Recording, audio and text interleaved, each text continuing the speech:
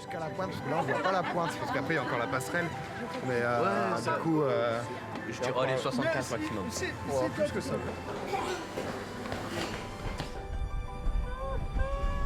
On a choisi ensemble qu'on allait partir en Bretagne, qu'on allait étudier la rencontre. Et c'est pour ça qu'on est là, pour récolter, prendre, éponger, vraiment aspirer tout ce qu'on vit ici, pour qu'après, on puisse en faire quelque chose qu'on montrera au public. Un spectacle. Et alors, c'est quoi le programme après? Demain, on va visiter l'île de Saint L'île de Saint. et on va rencontrer le maire et on va voir un truc. Ah, rencontrer le maire en plus de l'île de Saint. Ouais, il a accepté de nous voir une demi-heure. Mon idée, c'était de les amener à rencontrer des personnes, des cadres de vie très différents de ceux qu'ils connaissent. Les amener eux-mêmes à se décentrer et à se dépayser. Alors, il y a Internet qui marche pas mal, il y a Amazon qui marche pas mal. Ah ouais, ça va quand même. Eh, vous êtes bien. Comment? Vous êtes bien quand même. Île de Saint, waouh. Ils jugent pas comme nous, ils ont pas le cinéma, ils ont pas le kebab, ils ont pas le McDo. Je me dis comment ils vivent. En fait, ils vivent de rien, ils font les courses comme tout le monde sur Internet. Le voyage tel qu'il a été pensé au début, c'est-à-dire un peu comme une enquête de terrain collective où on allait poser des questions, rencontrer des gens, s'intéresser à ce qui se passait, etc. Je pense que ça a été un moment qui les a fait beaucoup grandir. Ça m'a permis de sortir un peu de ma bulle. Et grâce à ça, j'ai appris beaucoup sur moi-même, comme j'ai expliqué. C'est une leçon sur nous-mêmes, quoi.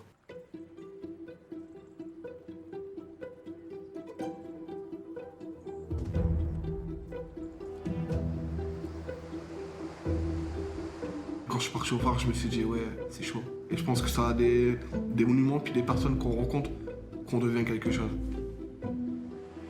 Il va falloir poser des mots sur ce que vous avez vécu. Vous pouvez le faire à 2 ou 3. Ouais.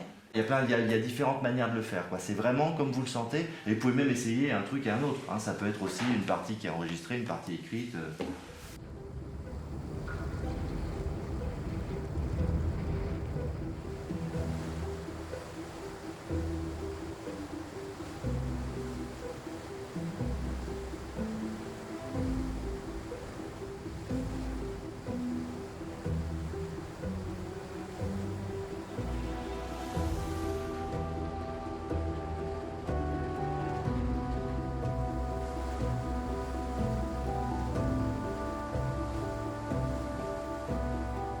Ce qui m'intéressait, c'était vraiment de travailler sur les souvenirs, ce qui s'est réellement passé et la façon dont on s'en souvient.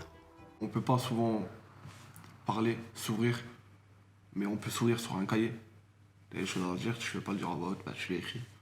Je pense que c'est grâce à ça que je suis encore ici.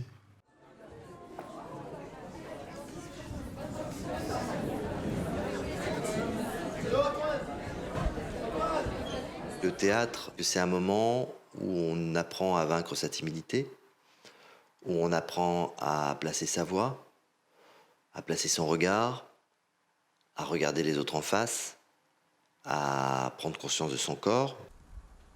De l'autre côté, il y a l'Amérique, où pour être plus précis, si on file plein ouest, on arrive à Saint-Pierre-et-Miquelon. Bref, on est toujours en France. Magique, non ?